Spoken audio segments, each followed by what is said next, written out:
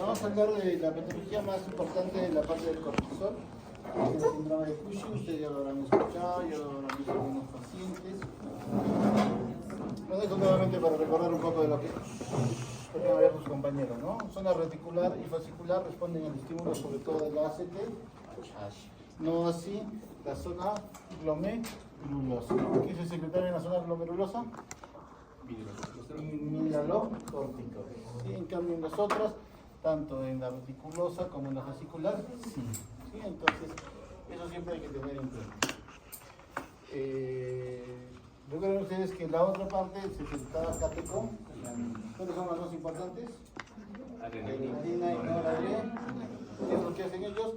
Taquicardia, estimular la parte que se genera sobre todo en el estrés, ¿no?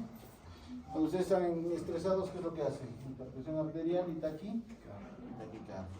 ¿Sí? Muy bien. Síndrome de Cushing corresponde a un conjunto de manifestaciones clínicas que vamos a ver más adelante y complicaciones obviamente metabólicas, ya que como hemos visto, tanto el cortisol va a tener gran hincapié en lo que viene a ser el metabolismo de la glucosa, proteínas, aminoácidos a través de lo que vienen a ser las defensas y efectos antiinflamatorios, ¿no? Entonces obviamente va a haber manifestaciones clínicas y alteraciones metabólicas que va a ser debido al exceso en estos tejidos. ¿Cómo dividimos el síndrome de Cushing? En exógeno y en endógeno. Exógeno ya habíamos dicho que es cuando el paciente consume grandes cantidades de corticoides, ¿sí? Y endógeno, obviamente, cuando hay una exacerbación en la secreción, un aumento en la secreción de cortisol propiamente a nivel de las suprarrenales. Las suprarrenales van a estar estimuladas ¿por quién? Por la ACTH. Entonces vamos a dividirlas en endógenas ACTH dependientes y ACTH independientes. ¿Qué significa esto? ¿Qué significa ACTH dependientes? Que siempre van a tener la injerencia de la ACTH, es decir, que la gran liberación de cortisol va a ser un gran estímulo ¿de qué? De la ACTH. ¿Qué le va a decir? Produce.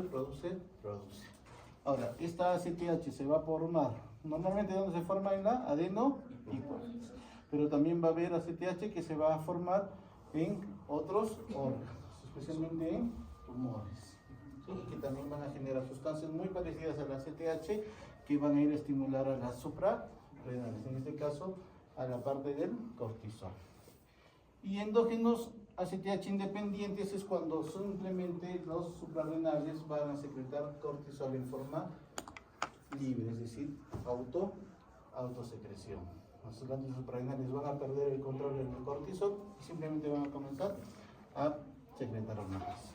Y acá más o menos les voy resumiendo, ¿no? Recuerden ustedes, situación fisiológica normal, hipotálamo libera corticoliberina que vira a la adenohipófisis para que secrete ACTH, y la ACTH estimula las suprarrenales y esto va a generar el cortisol y la retroalimentación negativa, ¿sí? Fíjense ustedes que va a haber una entidad que se llama enfermedad de Cushing. Doctor, ¿enfermedad de Cushing es diferente al síndrome de Cushing? Sí. ¿En qué se diferencia? En que la enfermedad de Cushing, el mecanismo desencadenante va a ser una tumoración a nivel de la adenohipófisis, que va a hacer que se secrete en forma importante ACTH. Y ese ACTH, ¿qué es lo que va a generar? Mayor estimulación de las suprarrenales.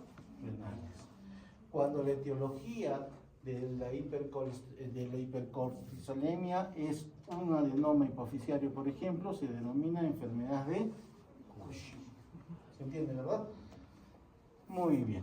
Obviamente, como acá hay un adenoma o hay una tumoración que está secretando mayor cantidad de ACTH, va a generar que se genere mayor cantidad de cortisol. Y ese cortisol va a aumentar en niveles a nivel plasmático, pero ¿qué es lo que pasa? No va a haber retroalimentación negativa. ¿Por qué? Porque como en la acromegalia va a generar mayor estimulación de ACTH. ¿Sí? ¿Qué cosa? La tumoración. Esa tumoración va a seguir produciendo ACTH y la ACTH va a seguir estimulando al cortisol.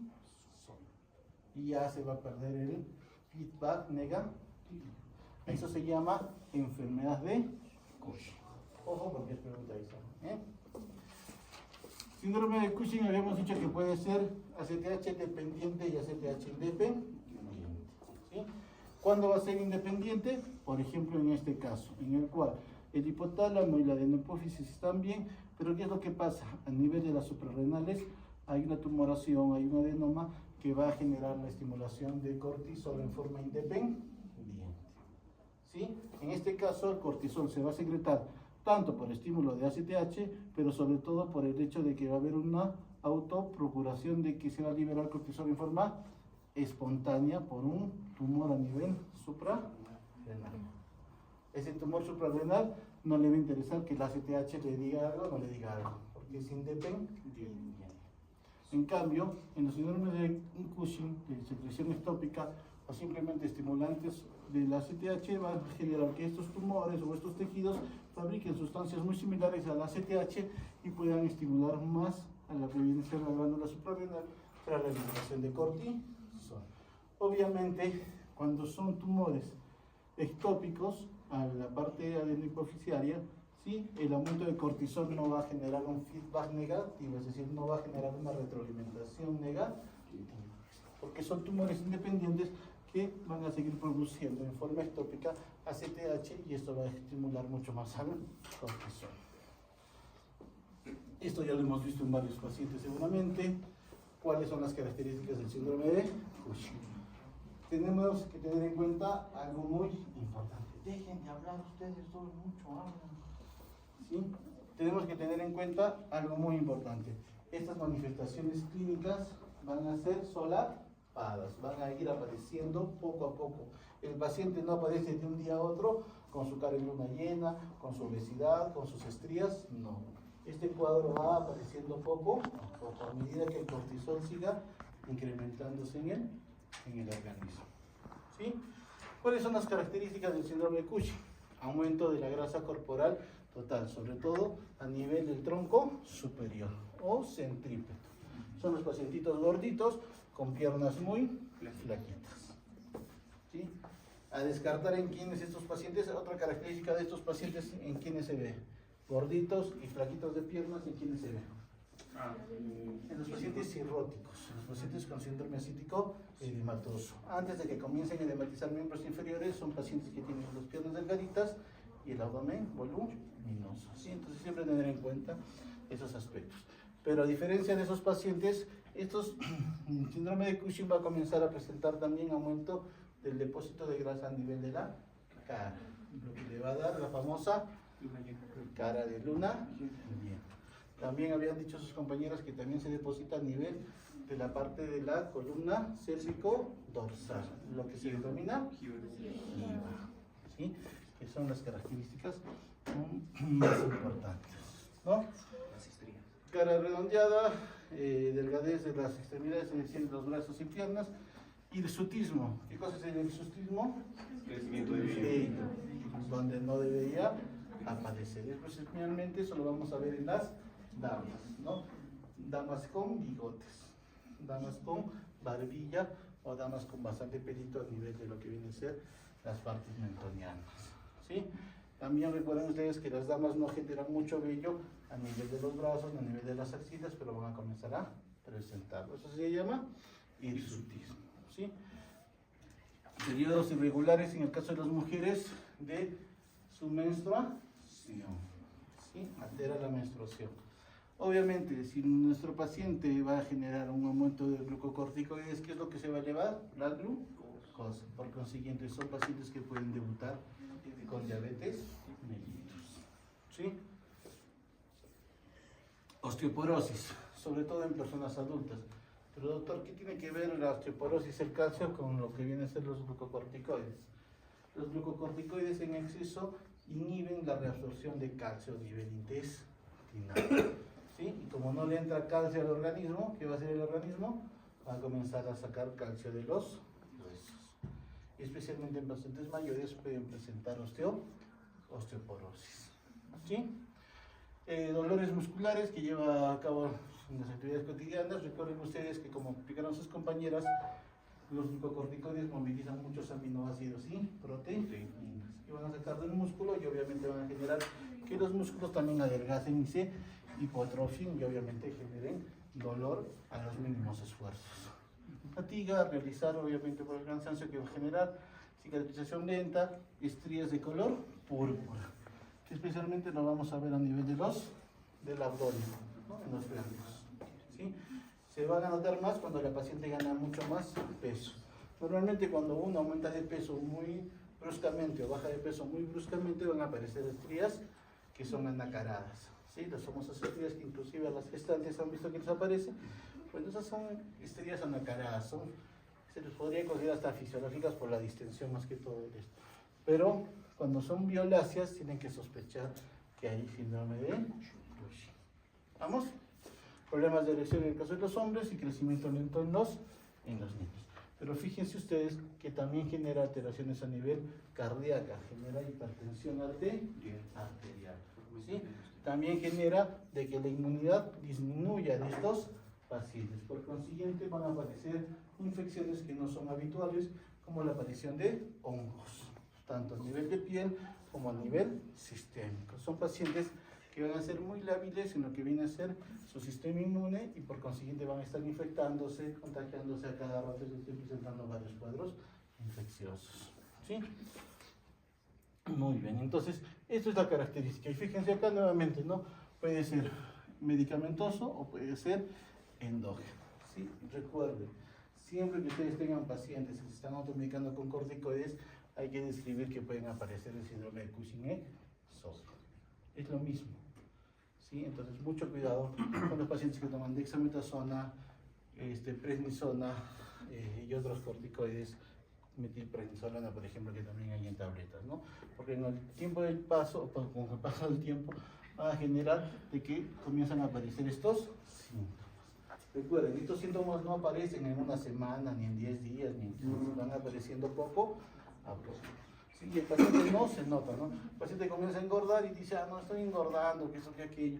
No sabe que su glucosa está aumentando, que su presión está aumentando, comienzan a aparecer las manchas, ¿sí? También hay alteración en la coagulación, comienzan a aparecer las equimosis, se van golpeando y comienzan a aparecer más moretones de lo más simples que sean los golpes, ¿no? Eso es más o menos cuadros clínicos que tenemos los pacientes. También recuerden ustedes que el exceso de el movimiento de lípidos va a generar acné. Tienen bastante acné estos pacientes, no tanto en la parte facial como en la parte de los pechos, del tórax, etc., ¿no? Característicamente esas son las estrías violáceas. Cuando ustedes ven así, automáticamente le preguntan, señor, ¿usted toma corticoides? Va a decir sí o no. Si te dice no, listo, comenzamos a hacer estudios para ver si tiene algo endógeno, ¿sí? Nunca permitir o nunca dejar pasar, por favor, el libre esto, ¿sí? Bueno, nuevamente, ¿no? Piernitas delgadas, obesidad centrípeta y la jiba, que acá no aparece mucho, pero que ya va a comenzar a mostrarse, ¿no? En cuestión de porcentajes, ¿qué es lo que se ve mayormente en los pacientes con Cushing? La obesidad central, fases de luna llena, hipertensión arterial, fíjense, en un 76%. ¿Qué quiero decir? Obesidad central, podemos ver varios pacientes y decir, bueno, esa gordita, la dieta, que esto, que aquello, ¿no? Pero si vemos que ya tiene obesidad central y su fase ya está en la luna llena, tenemos que ahí sí ponernos un signo de interrogación en nuestra cabecita y decir que algo más debe estar pasando. Si encuentro obesidad, fases, hipertensión arterial, sí ya tengo que sospechar que el paciente tiene un síndrome de Cushing, ¿sí? Adelgazamiento de cutáneo, diabetes, esto sí tener siempre en cuenta que los pacientes por el exceso de glucocorticoides van a generar mucha resistencia a la insulina y van a hacer diabetes. Disfunción gonadal, este es uno de los motivos cuando las damas no pueden embarazarse, comenzamos a hacer los estudios de reproducción y necesariamente tenemos que pedir dosaje de cortisol, ¿sí? Siempre. ¿Para qué? Para ver que no haya, junto con la folículo estimulante, la luteinizante, los andrógenos, etcétera, tenemos que hacer dosaje de este tipo de hormonas. Hirsutismo, desórdenes neuropsicológicos, osteoporosis, edema en menor cuantía. ¿Cómo hacemos el diagnóstico? Obviamente vamos a tratar de buscar aquí a nuestro amigo cortisol, ¿sí? El cortisol libre urinario 24 horas. Vamos a decirle a la paciente que junte 24 horas su orina y vamos a medir cuánto de cortisol hay. Obviamente el dosaje va a ser elevado dependiendo de las características de cada laboratorio, ¿sí? Cortisol en saliva de medianoche. En el síndrome de Cushing como ya hay una alteración, recuerden ustedes que el ciclo circadiano del cortisol era en la mañana, disminuía y hay un pico en la tarde. ¿Sí? Por eso van a ver ustedes que muchos tratamientos con corticoides dan, por ejemplo, quieres dar 50 miligramos de prednisona, ¿y cómo los das? 30 miligramos en la mañana y 20 miligramos en la tarde. Siempre los corticoides se dan con ese circadiano, ¿no? Con ese ritmo circadiano. ¿Sí? Los corticoides muchas veces no se dan en una sola dosis, ¿no? Y es por eso, porque se libera mayormente en la mañana y tiene un poquito en la tarde, aproximadamente a las 5 o 6 de la tarde. ¿Sí? Entonces, obviamente que el síndrome de Cushing, donde hay un cortisol que se está secretando en forma continua, ya se pierde esta regulación, ¿no? Y el cortisol está presente en forma continua. ¿Sí? Entonces, por consiguiente, en la saliva, en la noche, ¿debería haber cortisol o no debería haber cortisol? No debería, ¿no? Pero si hacemos la prueba de cortisol en la noche, pues obviamente va a estar aumentado. ¿Sí? Otro estudio que podemos pedir es la prueba de supresión con 1 miligramo que se llama TETS de Nugent. ¿Sí? ¿Qué le hacemos al paciente? A las 10, 11 de la noche le administramos 1 miligramo de dexametasona. Si yo recuerdo mi feedback, si yo le doy cortisol, en este caso le estoy dando dexametasona, obviamente sus concentraciones en sangre van a aumentar. Y si aumentan, esto debería, ¿qué cosa? Generar un feedback negativo. ¿Sí? Y la CTH tendría que estar suprimida. ¿Sí?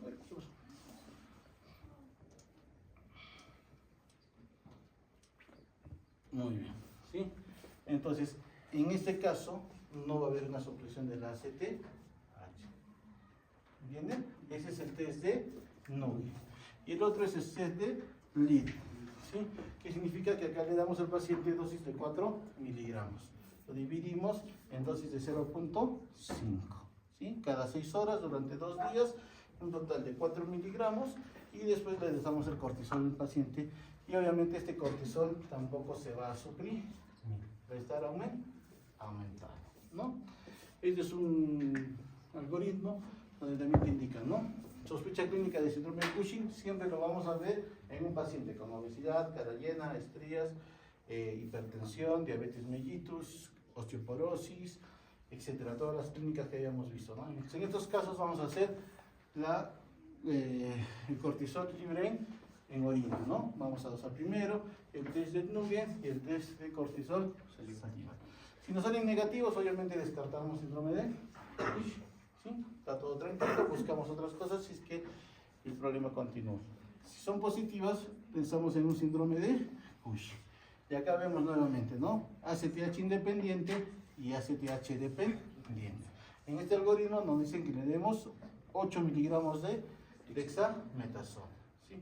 Automáticamente las 8 miligramos de dexametasona tendría que suprimir a la ACTH. Si suprime, hacemos una resonancia o un PET scan para ver que no haya un adenoma hipofisiario o un PET scan para ver que no haya un tumor en otra parte del organismo. ¿Sí? Muy bien. Si tiene a nivel de la hipófisis, denomina enfermedad de Cushing. ¿Sí? Si le damos 8 miligramos de dexametasona y no suprime la ACTH, tenemos una secreción ectópica. Tumor, células pequeñas en el pulmón, carcinoide bronquial, feocromocitoma, cáncer medular de tiroides, tumor de pancreático o algunas leucemias, linfomas o cáncer de ovario. Estos tumores, aunque ustedes no lo crean, también secretan ACTH, una sustancia muy parecida a la ACTH que va a estimular a las suprarrenales y va a hacer que haya aumento del cortisol. Comenzamos a estudiar esto. Cuando es una ACTH independiente, habíamos dicho que el problema va a estar a nivel de las suprarrenales. ¿Sí? Y obviamente vamos a pensar en un adenoma o carcinoma suprarrenal, hiperplasia adrenal y otras patologías. ¿Sí? Eso propiamente de ¿sí? Entonces, fíjense que ante la sospecha de Cushing tenemos que hacer exámenes de laboratorio. ¿Sí? Y lo que vamos a ir a buscar simplemente es cortisol y supresión del ACTH. ¿Con qué? Con dexametasona. Lamentablemente acá en el Cusco creo que dosaje de concentración de cortisol en orina no hacen. Test de Nugent sí se puede hacer, cortisol salival también se puede hacer, Así que son estudios que podemos realizar. ¿Sí? Y por último tenemos resonadores y tomografías para buscar otro tipo de tumores. ¿Sí? Es algo más de lo mismo. Cuando yo tengo la sospecha voy a ir a buscar un adenoma hipoficiario. ¿Cómo se va a llamar cuando encuentro un adenoma hipoficiario? Enfermedad de Cushing. ¿Sí? Fácil, ¿no es cierto? Si encuentro otro tumor que está generando, en este caso ACTH acá, es un síndrome de Cushing, ACTH dependiente, en forma ectópica, ¿no? Por un tumor. ¿Sí? Si el tumor me aparecería acá en la parte de las suprarrenales, sería un síndrome de Cushing, ACTH independiente, porque ahí es donde se está produciendo justamente el cortico. ¿Se entendió, verdad? ¿Sí? Muy bien, hasta acá quedamos. Nos vemos la próxima semana con aparato genital masculino.